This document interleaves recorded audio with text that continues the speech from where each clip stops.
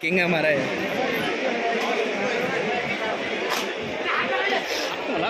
ले लो, आप भी ले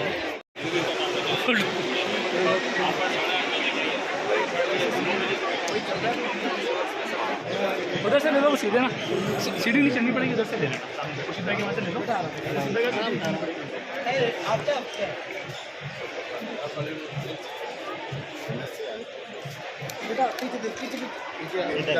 इधर देखें।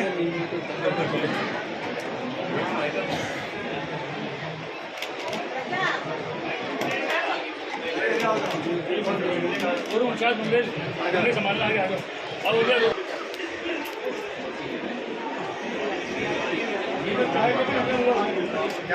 यहाँ पे ख्वाजा गरीब नवाज के यहाँ अपनी हाजिरी लगाने के लिए यहाँ उपस्थित हुआ हूँ और यहाँ पूरे देश और दुनिया से करोड़ों लोग हर साल यहाँ पे आते हैं, अपनी हाजिरी लगाते हैं, दुआ करते हैं।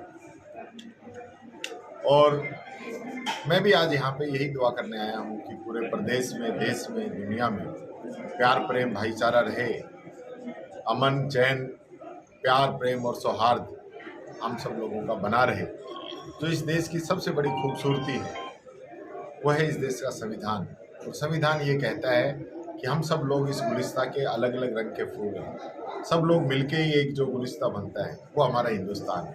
तो आज मैं यही दुआ करूँगा कि देश के अंदर आज जो नफरती ताकतें हैं, जो भाई को भाई से लड़ाने का काम करती है, जो इंसान और इंसान के अंदर भेद करती है, किसी के साथ सामाजिक रूप से, किसी के साथ राजनीतिक रूप से, किसी के साथ आर्थिक रूप से, उन सभी को सही राह आने वाले समय में मिले। पूरे देश की जनता इन असामाजिक जो ताकतें हैं, जो नहीं चाहते कि सब लोगों के अंदर प्यार प्रेम और भाईचारा रहे, उनके खिलाफ आने वाले समय में मुहिम चलाएं और सब लोग प्यार प्रेम और भाईचारे से रहें। देखिए, मैं कहना चाहूँगा कि भारतीय जनता पार्टी और आरएसएस की इतनी घटिया सोच हो सकती है हम दलितों के प्रति कि आज मैं नेता प्रतिपक्ष हूँ, 66 विधायकों का प्रतिनिधित्व करता हूँ, मेरे बारे में ही बीजेपी की ये सोच है तो आम पब्लिक के बारे में क्या सोच होगी। देश के गृह मंत्री कहते हैं कि क्या अम्बेडकर अम्बेडकर लगा रखा है, इतनी बार तो भगवान का नाम लेते तो 7 पुश्तें जो है तर जाती।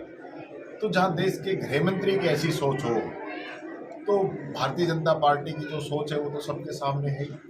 कांग्रेस का क्या मानते हैं कि किसी एक मुद्दे पर सभी कांग्रेस के साथ में कोई बड़ा प्रदर्शन अभी तक नहीं कर पा रहे हैं? इसको प्रदर्शन हमने किया था, इंदिरा जी वाला प्रदर्शन किया था, उससे पहले कोटा के अंदर बिजली पानी को लेके किया था, उससे पहले नीट परीक्षाओं के अंदर जो धांधली हुई थी उसको लेके किया था। आपका एक मैटर था जो दलित की आप बात कर रहे हैं, उसको लेकर कांग्रेस ने कोई मजबूत कांग्रेस ने, हमारे राष्ट्रीय अध्यक्ष मल्लिकार्जुन खड़गे जी बोल गए, राहुल गांधी जी बोल गए, हमारे आदरणीय गहलोत साहब, पायलट साहब, डोटासरा जी, प्रदेश के सभी आम पब्लिक ने, 36 बिरादरी ने, सब ने इसमें आवाज़ उठाई है। ये बात किसने कह दी कि भाई हम कोई लोग बोले नहीं? सरकार का 1.5 साल हो चुका है, किस तरह से देखते हैं सरकार के 1.5 साल को? 1.5 साल इस सरकार का मैं समझता हूँ कि अगर आप बाहर जाके देखेंगे तो यहीं आपको पता चल जाएगा कि सरकार ने क्या काम किया। डबल इंजन का नाम लेके, झूठ का सहारा लेके सरकार सत्ता के अंदर आई और हालत ये है, कहीं ईआरसीपी का जिक्र कर रहे हैं, कहीं यमुना जल का जिक्र कर रहे हैं, कहीं किसान को सम्मान निधि देने की बात कर रहे हैं, लेकिन धरातल पे कोई चीज़ें नहीं है। चुनाव में कह रहे थे कि हम डीजल पेट्रोल की जो कीमतें हैं हरियाणा के बराबर कर देंगे, किसान सम्मान निधि 12,000 रुपये कर देंगे, गेहूं का समर्थन मूल्य 2700 रुपये कर देंगे, बाजरे की खरीद कर देंगे, लेकिन आज ये सब मुद्दे गायब हो गए, धरातल पे कोई बात ही नहीं है। फिर ईआरसीपी लेके आए, उसके लिए आज धरातल पे कोई काम नहीं है। यमुना समझौते की बात कर रहे थे, उसके लिए कोई धरातल पे कोई बात नहीं है। आज जो बजट आया है, ये बजट ऐसा है कि हर एक राजस्थानी पे 1 लाख रुपए का कर्ज इन लोगों ने लाद दिया है, वो हर एक राजस्थानी को चुकाना पड़ेगा। इंफ्रास्ट्रक्चर की बात करते हैं, धरातल पे कुछ है नहीं। पिछली हमारी सरकार के जो काम थे उनको भी रोकने का काम किया है, नए की तो बात ही छोड़ दीजिए। आपस में लड़ रहे हैं, किरोड़ी जी कह रहे हैं अवैध खनन हो रहा है, उस पर कार्रवाई नहीं हो रही है, इनके एमएलएज के बेटों की पिटाई होने लग रही है। कोई मंत्री कहता है कि आदिवासियों का डीएनए टेस्ट कराएंगे, कोई एमएलए इनका जाता है जो दुकानों पे जा के चेक करता है कि तेरा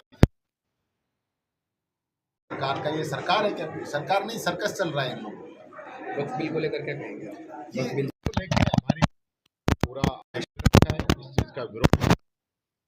अंदर जो बातें आई थी उनको इसके अंदर लागू नहीं किया गया, तो ये जो हमारे पार्टी के वक्फ बिल को लेकर रही है, हमारे नेताओं ने अपनी के अंदर जाने की बात भी कही है। उसके बाद